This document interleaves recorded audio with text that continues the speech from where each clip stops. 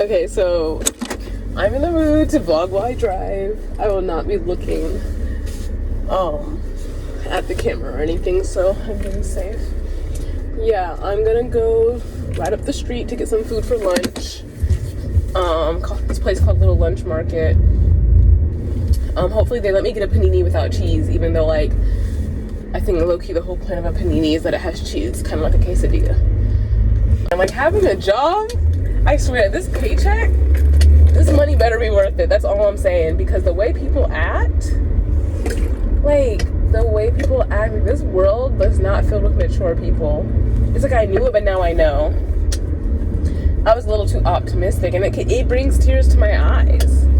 It really does. Kind of makes me laugh, but also brings tears to my eyes. Like, just the bullshit that kind of happened yesterday and today. Now, none of it directly impacts me, you know, and I owned up to the part I played in the bullshit, but, like, I'm not ever getting involved in that shit again. Like, I thought the drama that you saw in, like, you know, college and high school wouldn't be as prevalent in the real workforce, but nah, these people love it. They love to have some drama. Actually, they got nothing else going on, and you know, it's okay to each their own. I just don't like it when it creates, like, problems for people. Damn, where the fuck is this thing? Okay, there it is. Okay, so I'm pulling up to the place I'm eating at. Man, why is this car in the way? Now I can't even turn in. Girl, thank you. Okay, this parking lot is the most tiniest little parking lot I have ever. Okay. Out on catering delivery? Jeez. Hold on.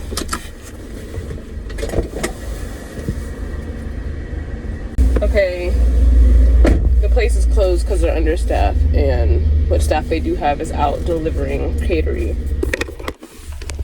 What the actual fuck? Okay, so I'm on I just started episode 21 of Nana, and I just remembered how gay this show is. The ending of episode 20, where Nana Hachi, I'll call her Hachi, Nana, make it not confusing. Hachi walks into the apartment to see Takumi answer the door. Takumi from Trapnest, the band that she's, like, really into and she thinks he's hot, whatever. She starts crying. Now you think, oh, she's a crush on him. She's crying because she's seeing her crush. No, she said she was crying because she was so happy that she knew that this was Nana's gift to her. That is so lesbian. Like, every time this girl narrates over the show, she's saying stuff like, oh, I love Nana. Nana makes me so happy. If she could be my boyfriend. And, like, for me, like, watching the show, it immediately came off as lesbian. To me, this is a lesbian anime. And so it makes me mad that when I go on the internet to search it, there's several Reddit posts of people denying that it's lesbian. Okay, but here's the thing. The author has not finished the manga, so the anime is also not finished. The author can't confirm anything, but this author is known for writing previous mangas that had LGBTQ people in it. She's probably sus herself. It's basically the Hunter x Hunter effect, the reason why she hasn't finished the manga. She has an illness that's making it hard or whatever. But, you know, recently they released the anime on Hulu, so everyone's watching it and into it again. This is my first, well, technically I heard about Nana like maybe 3-4 years ago, but I didn't care for it at the time. And watching it at first has been a bit difficult, but no, literally there's this one Reddit thread, there's like 1 or 2 Reddit threads out there where they do think Nana's lesbian. And they said they think that Nana is bisexual and really did fall in love with Ren, but also come to fall in love with Hachi. And Hachi is a lesbian suffering from comp het.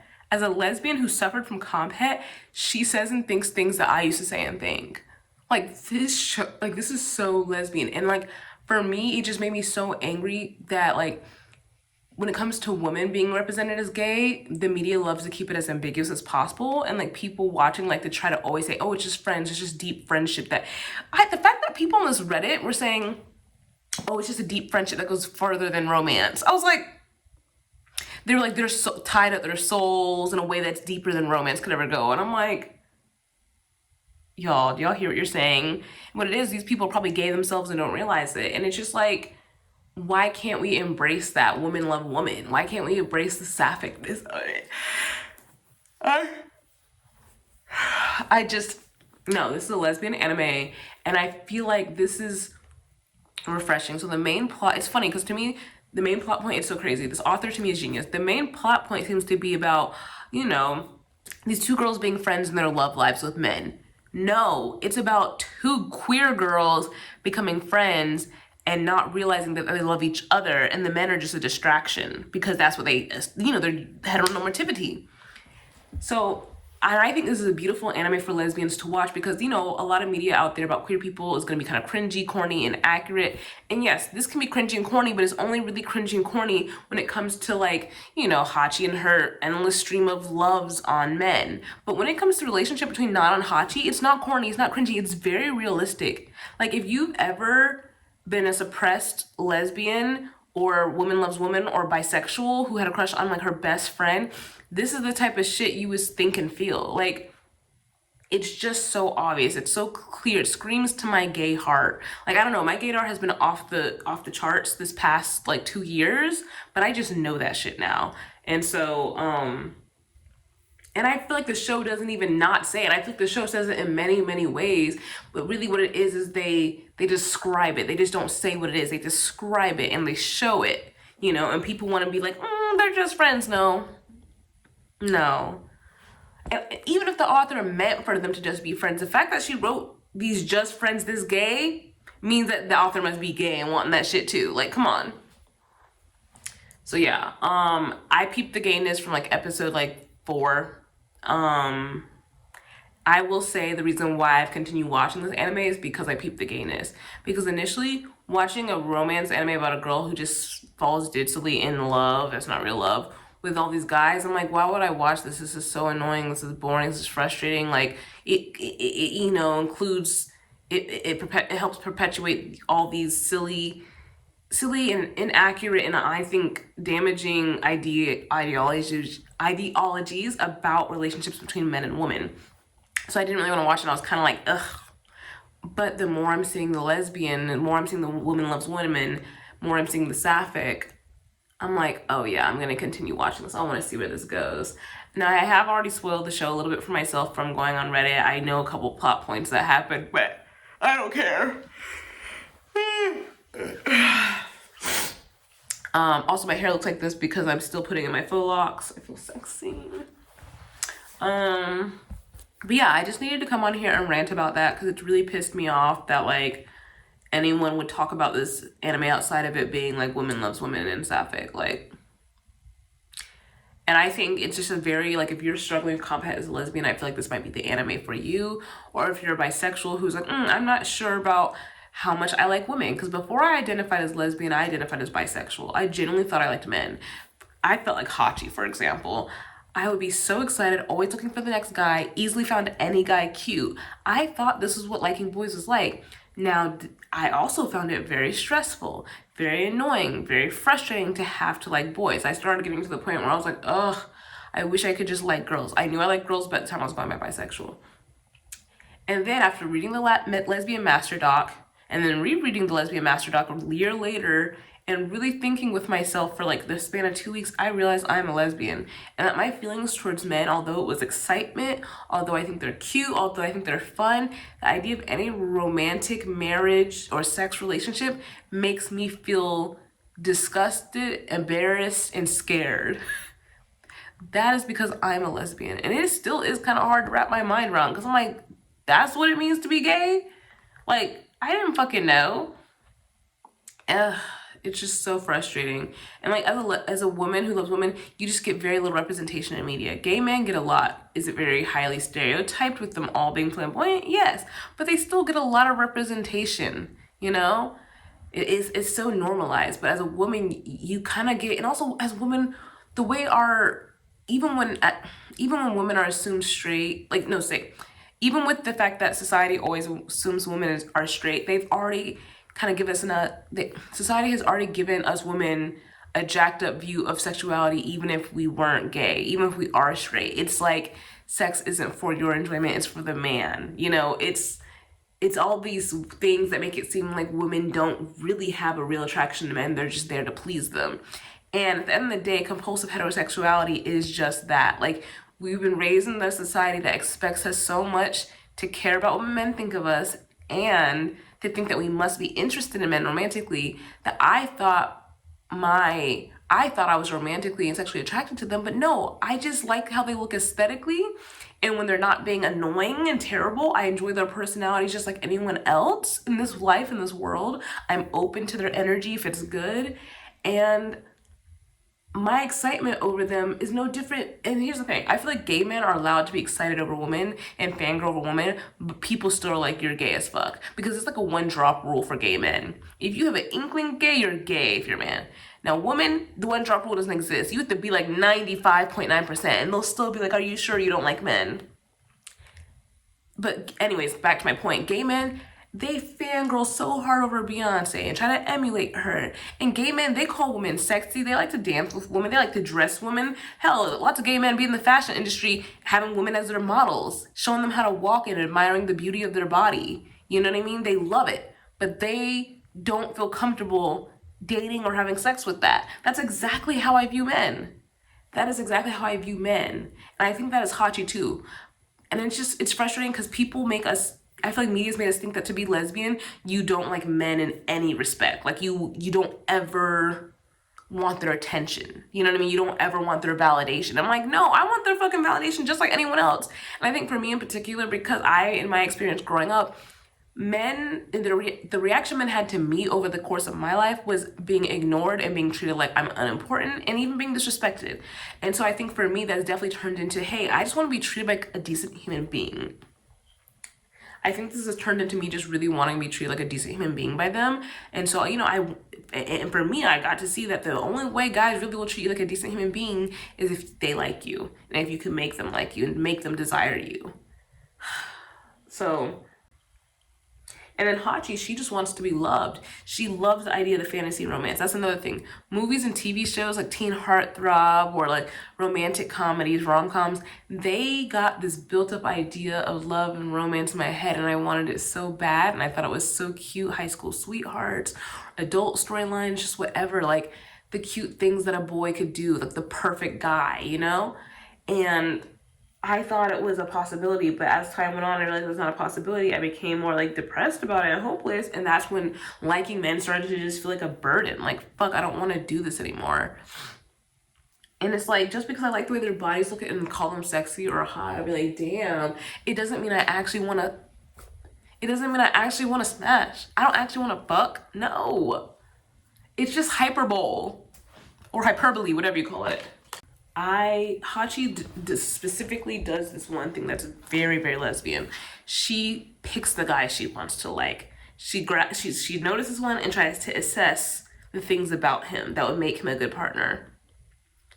That's not straight. When you're straight, you don't do that. In my experience, every time I liked boys, I was able to differentiate at a young age the way I like boys versus girls. And I would say with boys, it's like I have to have this checklist. And if they check all the marks, great. But very few guys check all the marks because they're always shitty. It's frustrating. And then with girls, I always thought, oh, I don't even have a particular type. Oh yeah, and with boys, I had a type. With girls, I never had a type. I was like, oh, my feelings for women is very ambiguous. It kind of just hits me when it hits me. And when it hits, it's strong. And I can't deny it. But like, there's no thinking that went into it. And if you ask me why I like them, I could say no particular reason why. I'm just drawn towards them. And with guys, if you ask me why I like them, I could say particular reasons. I'd be like, oh, because he's funny, because he's this. I thought that's how romance worked, because I swear they always showed it in movies like that. Like, you're supposed to lift off all these traits that you like about the person that makes them lovable. And it's like, no, you can love someone just because you just fell into it. And with women, I've always fallen into it. I wish it was normalized to assume that anyone could be attracted to anyone. Like, that should be the default. That anyone could or couldn't be attracted to anyone. Regardless of anything. That should be the default.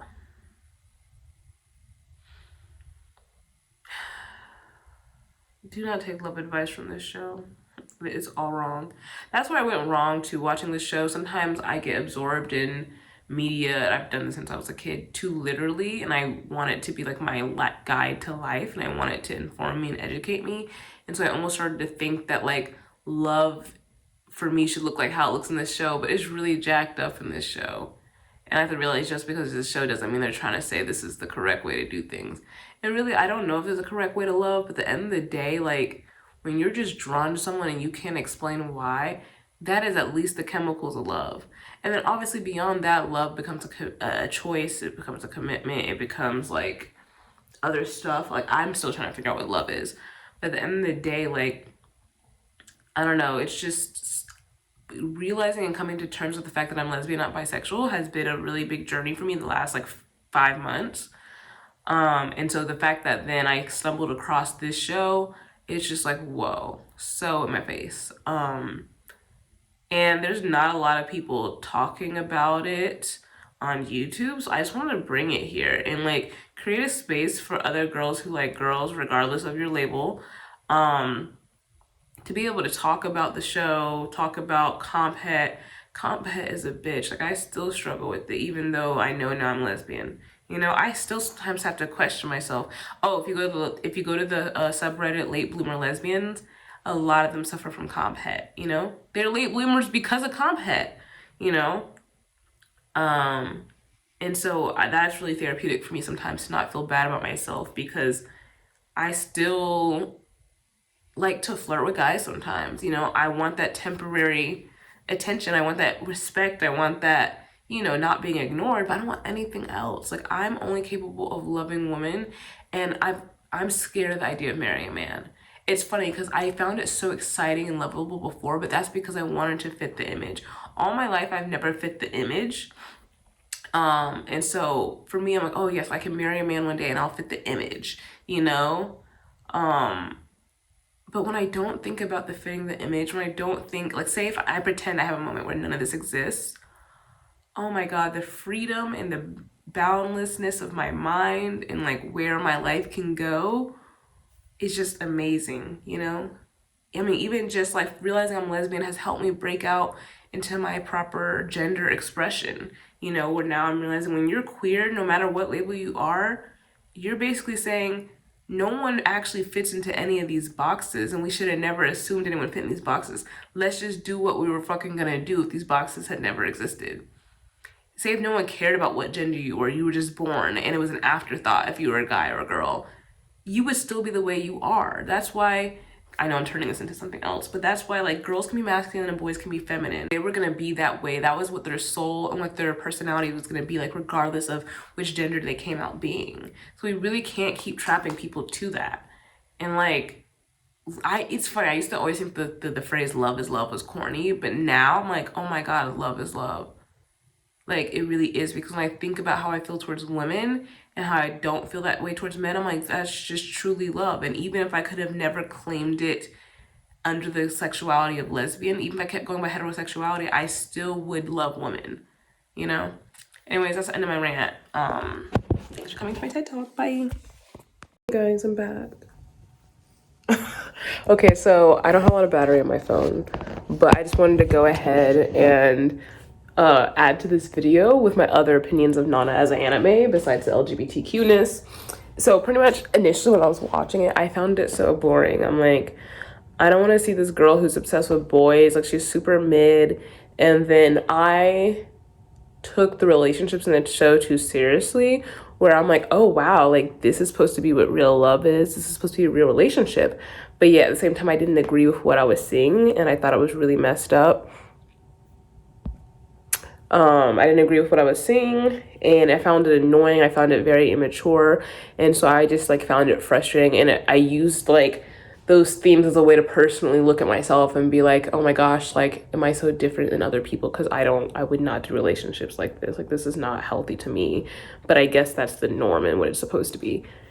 Now, by episode 20, and with me understanding the queerness and becoming more confident in myself and who I am, I realized that this isn't supposed to be an example of real love. This is supposed to be an example of immaturity in stupid young people in their 20s.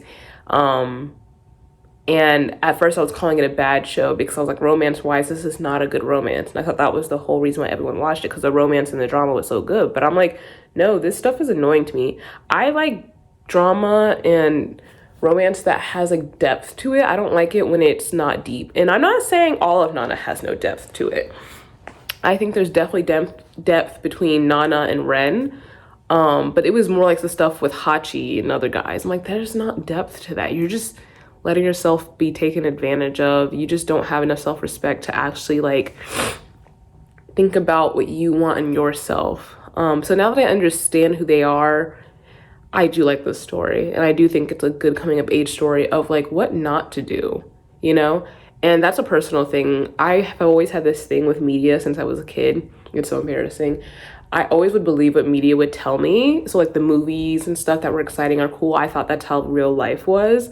And sometimes that made me excited for life, and sometimes that made me upset. It made me feel like, oh, I'm a freak, or I have the wrong values or morals, or I'm not like everybody else because all of them are into this and do it this way, and I would never do it that way. So I would take it too literally because I was a dumb little kid.